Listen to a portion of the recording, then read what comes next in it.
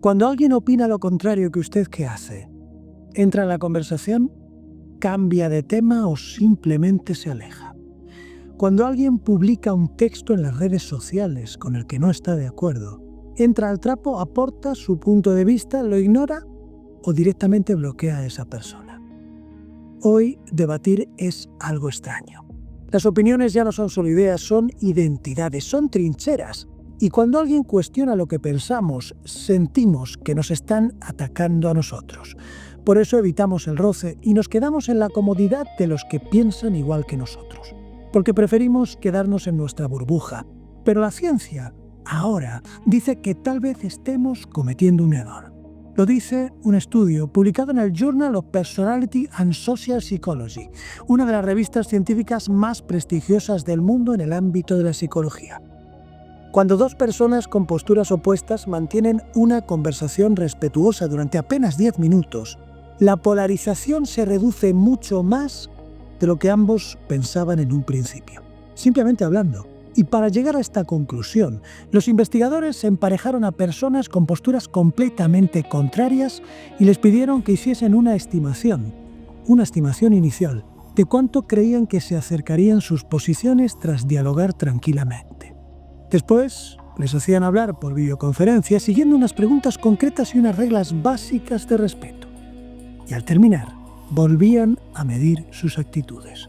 Los resultados fueron sorprendentes. En temas ligeros, como la eterna discusión entre perros y gatos, los participantes creían antes de hablar que la distancia entre sus posturas se reduciría como mucho un 20%, pero la realidad es que se redujo cerca de un 46%. Y en un tema más sensible como es la cultura de la cancelación, de un 22% pasaron a un 41% real. Casi el doble. Pero es que esto también se notó en algo como la política. En eso que nos lleva al límite. Les hicieron hablar de la presidencia de Joe Biden y de un 14% que creían que podrían acercarse sus posturas, pasaron a casi el doble. Pero hay algo aún más interesante, porque el cambio no fue superficial. Una semana después, repitieron los ejercicios y las posturas que tenían los participantes seguían siendo menos extremas de lo que fueron antes de debatir. Lo que quiere decir que no se trataba de cortesía ni de moderación, era un reajuste real. Por tanto, la pregunta que debemos hacernos no es si conversar reduce la polarización, sino por qué creemos que no lo va a hacer. Y todo esto responde a un mecanismo psicológico muy poderoso. Cuando sabemos que alguien piensa de una manera distinta a la nuestra, asumimos que ese desacuerdo es moral. Creemos que el otro sostiene valores incompatibles con los nuestros. Pensamos que hay una fractura profunda y esencial entre nosotros, pero en muchos casos no es así. Si usted vio el vídeo anterior, le sonará lo que estoy diciendo. Hablábamos de cómo muchas veces no defendemos ideas, sino que defendemos a nuestra tribu. Hablamos de cómo confundimos la coherencia con la fidelidad y de cómo aplicamos un estándar cuando gobiernan los otros y otro distinto cuando gobiernan los nuestros. No es que estemos condenados a dividirnos, es que estamos atrapados en nuestros mecanismos psicológicos. Pero una conversación bien planteada puede desactivar, aunque sea parcialmente, ese automatismo. Porque como les dije en el vídeo anterior, muchas veces, casi siempre queremos lo mismo. No es que uno valore la justicia y el otro la desprecie, es que cada uno ha vivido cosas distintas, se ha criado de manera distinta, ha tenido una educación distinta, unos referentes distintos, y está mirando ejemplos distintos, experiencias distintas y evaluando riesgos distintos.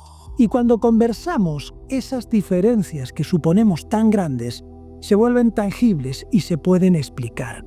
Y cuando se explican desde la calma, escuchando y conversando, dejan de parecer irreconciliables. La persona que tenemos enfrente, aunque no piense como nosotros, no es un monstruo sin moral, es una persona con un marco mental diferente. Ahora bien, también conviene que no idealicemos esto, porque entre un 5 y un 9% de los participantes abandonaron el estudio antes siquiera de comenzar a hablar, tan solo cuando supieron lo que pensaba la otra persona. Como cuando alguien bloquea a otro simplemente porque está criticando algo que nosotros pensamos o elogiando aquello que nosotros condenamos.